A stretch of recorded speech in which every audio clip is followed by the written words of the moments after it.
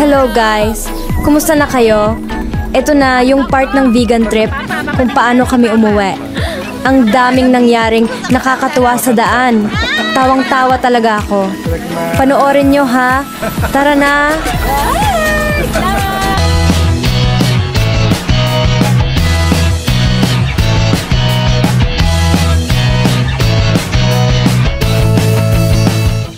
Ayan! Nag-check out na kami sa hotel. Ayaw ko pa sanang umalis, pero nakakita si Mama ng masarap na ice cream shop. Papatry natin yung ice cream ng Pinas, guys. Nakainin nila. Violet daw. Unahin ko na yung violet daw.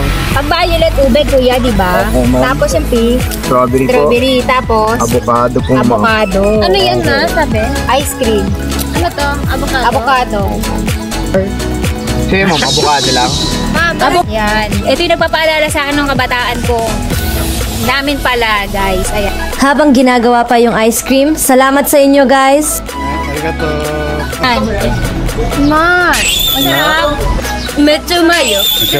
Ang sarap! Oh.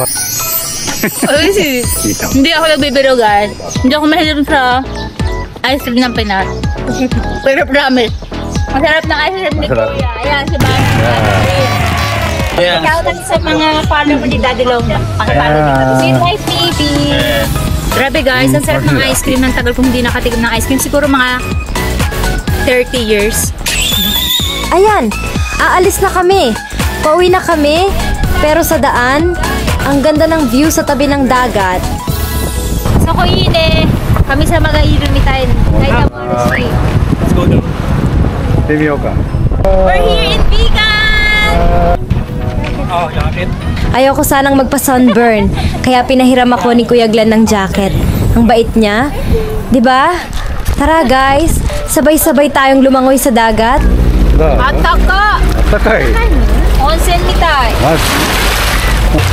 Ang init, parating tayo na sa ano. Hindi naman siya ganun kainit, pero maligam-gam, hindi kayo lalamigin. So katamtaman lang. Mukhang may nakita si Kuya Glenn sa butas. Ha? Parang yung Joker yan. 'Di ba? Habang nagda-drive kami sa coastal road, nakakita kami ng mga stalls. Ang ganitong biglaang shopping ang isa sa pinakamasaya sa trip, 'di ba? So ito guys, yung tinatawag na kamatsili dito sa Pilipinas. Ang gagawin natin, papatikim natin kila Ate Aska at Ate Akari kung anong lasa. Syempre pati kay Papa. Kinakain lang dito yung laman lang niya.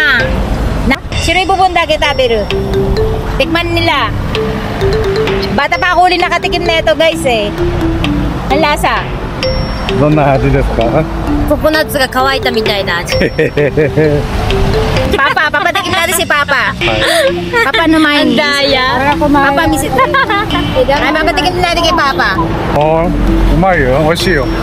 Ito. So ayan guys, lasang buko daw. Si ate lasang nyog daw na pinatuyo. Ako titikman ko din kasi bata pa ako nung huli nakakain nito. Itatakimasu. Matamis. Ne. Pero medyo dry, parang na-absorb yung laway namin. フレッシュなお豆だね。 Pero natsukashi. Kashi buri aji. De ne. Kore taberu to. Ato de kikiga ko sa kunaro to. Hala. なんだそれ。 Kikiga ko sa kunaro hana sigaru. Ay, thank you. Oh, kikiga ko sa kunaro. Nanda binigay. So, ひどい食べ物。 so ipapacheck natin kay Papa kung bumawi. Mama, nagkikiga ko sa kunatara. わかった。 Papa, ni-check sa siru. Honto no hanashi natero ka do ka. わかりました。 Actually, eto, hilaw pa, yung kulay green. Ang luto na, eto pula. Ay, yung hinog na. So, kakainin natin yung hinog na. Ito na, uishi na wa ko no hiro akai. じゃあ男の人が食べたらどうなるの?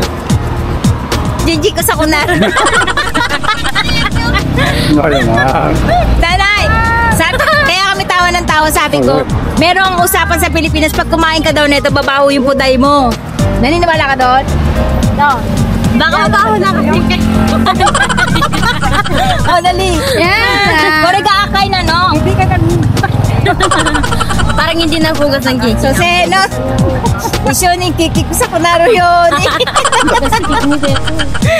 はい。こっちの方が美味しいよ。本当違うのこっちの方が臭くなりそう。Hindi ka lumalabas yung lasa. Kasi ito na talaga yung hinog. Sabi nila masarap daw yung hinog na yung pula. No, Ganyan oishi. siya. So ayan guys. Finally natikman din nila to kasi tagal ko na gusto ipatikim sa kanila yung mga wild fruits ng Pilipinas. Ano sabi niyo, masarap? So ayan guys, nakabili tayo ng 2 kilong talaba kalaate. Dito yan along sa Ilocos. Para mapa-challenge natin yung mga tao sa bahay, mga kapatid ko.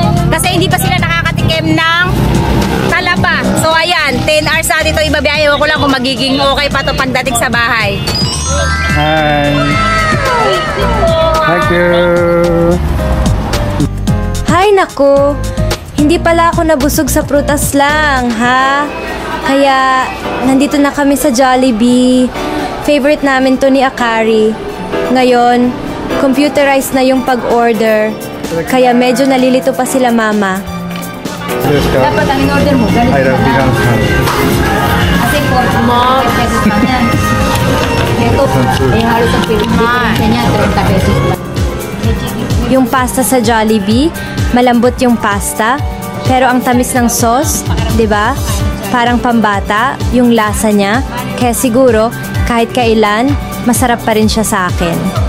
At may fans na naman na nagpa-picture. Salamat. Pagdating ng gabi, nagkaroon kami ng malaking problema. Sobrang dilim ng tint sa windshield, wala kaming makita. Pero, yung asawa ng may-ari ng souvenir shop dito, tinanggal yung tint gamit ang cutter. Dito kami nag-ano. Sobrang laking tulong niya. Patanggal kami guys ng ano sa asawa niya, ng salamin ng film.